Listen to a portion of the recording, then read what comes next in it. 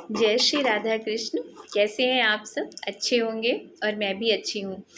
तो श्रीमद् भगवद गीता का 10वां अध्याय आज।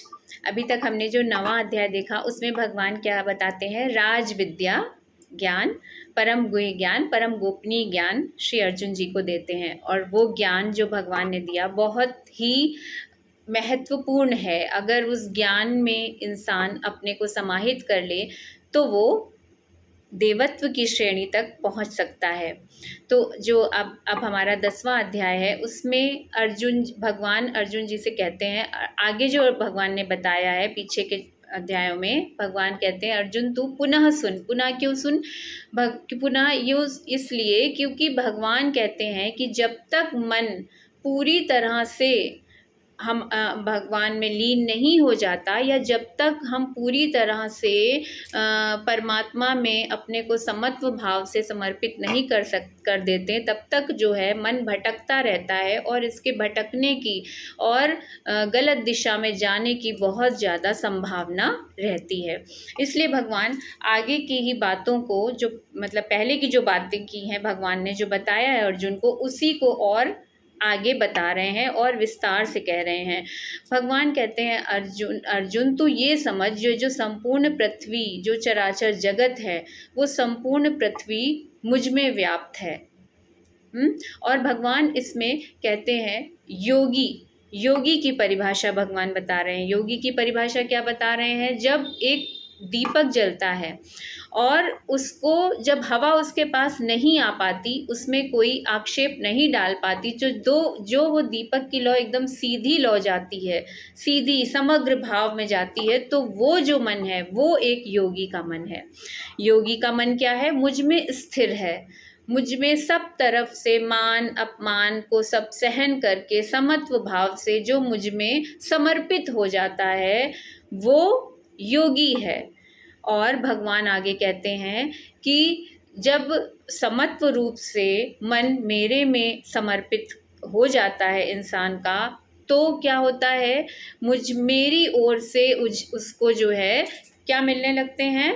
इंडिकेशंस मिलने लगते हैं। मतलब क्या होता है? जैसे भगवान एक रूप में उस योगी को रोकने टोकने लगते हैं। कैसे? अंग स्पंदन के जैसे स्वप्न। और जो अंग स्पंदन, मतलब जो हमारा अंग स्पंदन, अंग फड़कना होता है, वो अलग चीज़ है, लेकिन जो एक योगी का अंग स्पंदन है, जिसने अपने को संपूर्ण रूप से भगवान में समाहित कर दिया है, वो अंग स्पंदन, वो अंग फड़कना एक अलग भाव होता है।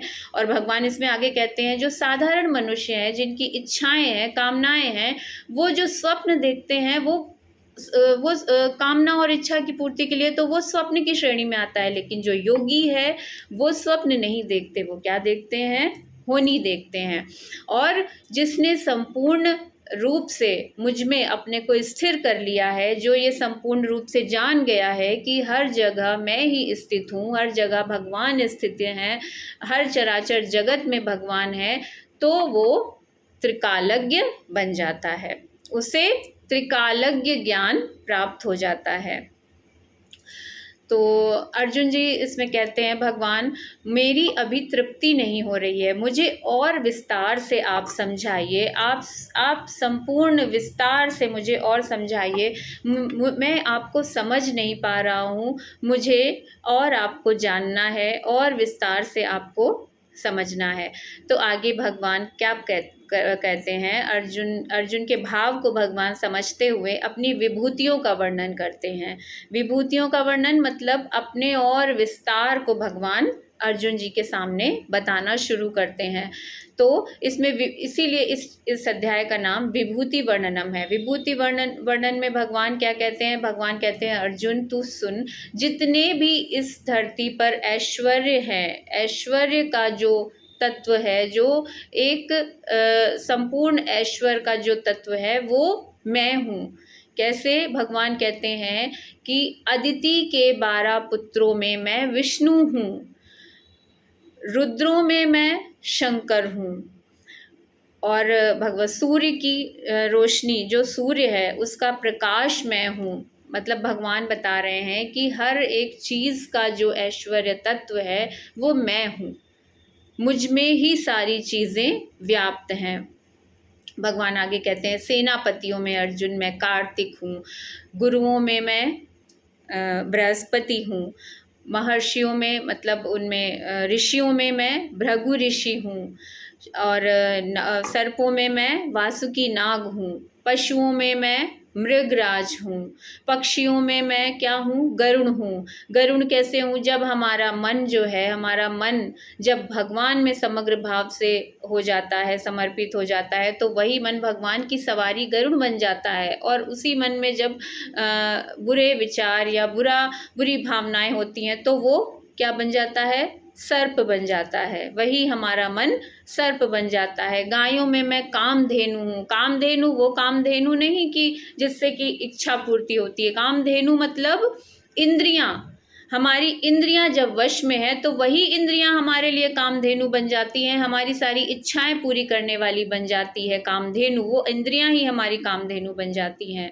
भगवान आगे कहते हैं यक्षों में मैं क्या हूँ, कुबेर हूँ, राक्षसों में मैं प्रहलाद हूँ। प्रहलाद, प्रह प्लस लाद, प्रहलाद। जब हमारा मन जो है एक राक्षस की प्रवृत्ति होने पर भी वो देवत्व की ओर जाना चाहता है, तो वो मन राक्षस मन होते हुए भी वो देवत्व की ओर जाना चाहता है, तो वो देवत्व का वो प्रहलाद मैं हूँ। मतलब भगवान कहते हैं राक्षसों में प्रहलाद मैं हूँ। आगे भगवान आगे बताते हैं कि जो ये संपूर्ण पृथ्वी टिकी हुई है ना, अनंत किसके ऊपर टिकी हुई है, मैं अनंत हूँ, मैं शेष नागों में मैं शेष नाग हूँ। भगवान कहते हैं कि ये जो संपूर्ण पृथ्वी है ये मेरे एक फण में एक राई के दाने के समान टिकी हुई है अर्जुन। ये सारी पृथ्वी जो तू देख रहा है एक राई के दाने के समान है। भगवान के फण में ये पृथ्वी एक छोटे से राई के दाने के जैसे टिकी हुई है। इसको मॉडर्न साइंस में जिसको ईथर कहा गया है। तो इस तरह से भगवान अपना विभूतियों का वर्णन इसमें कर रहे हैं। आगे भगवान कहते हैं समासों में मैं द्वंद्व समास हूँ, और जितना भी ऐश्वर्य शक्ति है और जो अस्त्र मतलब भगवान इसमें आगे कहते हैं कि अस्त्र शस्त्र धारण करने वालों में मैं क्या हूँ, राम हूँ। और आगे भी भगवान बहुत सारी चीज़ें इसमें बताते हैं। इंद्रियों में वो कहते हैं कि मन में, इंद्रियों में मैं क्या हूँ, श्रेष्ठ क्या हूँ, मन हूँ। सबसे सारी इंद्रियों में श्रेष्ठ क्या है, मन है। तो भगवान कहते हैं इंद्रियों में मैं मन हूँ, मरीचि नामक वायु मैं हूँ। तो इसमें भगवान जो हैं संपूर्ण रूप से क्या अर्जुन को अपनी सारी विभूतियों के बारे में बताने की कोशिश कर रहे हैं। वो कहते हैं विद्याओं में मैं सारी जितनी भी संपूर्ण विद्याएं हैं उसमें मैं आध्यात्म विद्या हूँ। सारे विवादों में मैं क्या हूँ, ब्रह्मचर्चा हूँ मैं। और जो संपूर्ण क्या नाम है उसका, अक्षय मतलब ऐश्वर्य, जितना भी ऐश्वर्य है इस पृथ्वी पे, भगवान कहते हैं अर्जुन इस पृथ्वी पर जितना भी ऐश्वर्य तू देख रहा है वो मेरा एक अंश मात्र है।